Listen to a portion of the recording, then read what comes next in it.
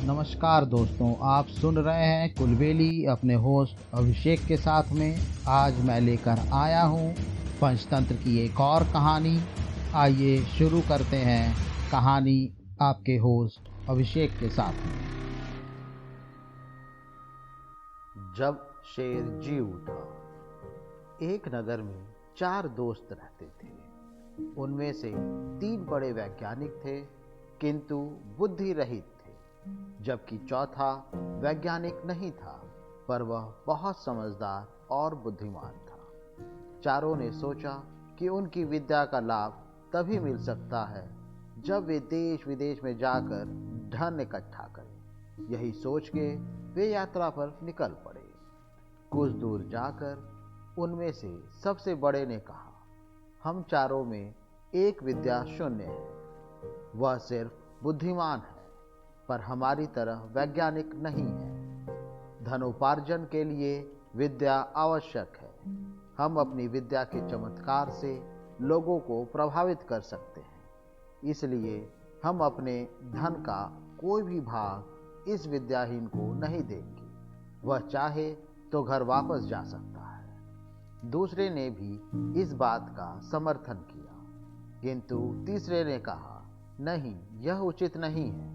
बचपन से ही हम सब एक दूसरे के सुख दुख के सहभागी रहे हैं। हम जो भी धन कमाएंगे उसमें इसका भी हिस्सा रहेगा।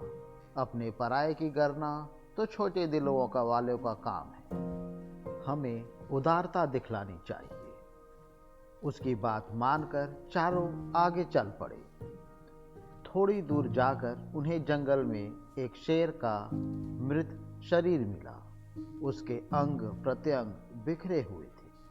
तीनों वैज्ञानिकों ने कहा, क्यों न हम अपनी शिक्षा की परीक्षा करें। विज्ञान के प्रभाव से हम इस मरे शरीर में नया जीवन डाल सकते हैं। यह कहकर तीनों उसकी हड्डियां इकट्ठा करने लगे। एक ने उसकी हड्डियां इकट्ठा की, दूसरे ने चमड़ा, मांस आदि, तो तीसरे ने प्राणों के संचार की प्रक्रिया शुरू कर दी।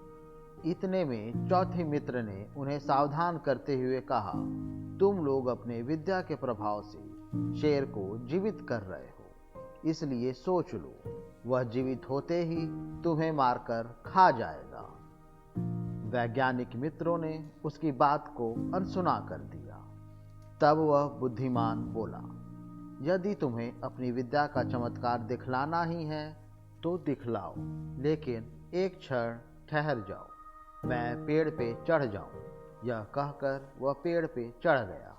इतने में तीनों वैज्ञानिकों ने शेर को जिंदा कर दिया।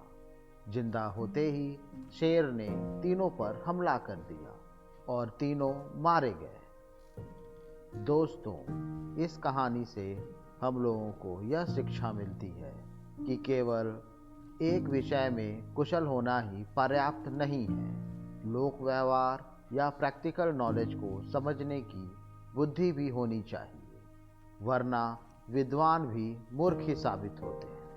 साथी, आज के लिए बस इतना ही। मुझे उम्मीद है आज की कहानी आपको पसंद आई होगी। हम मिलते हैं अपने नए एपिसोड में। तब तक के लिए हमें आज्ञा दें। नमस्कार।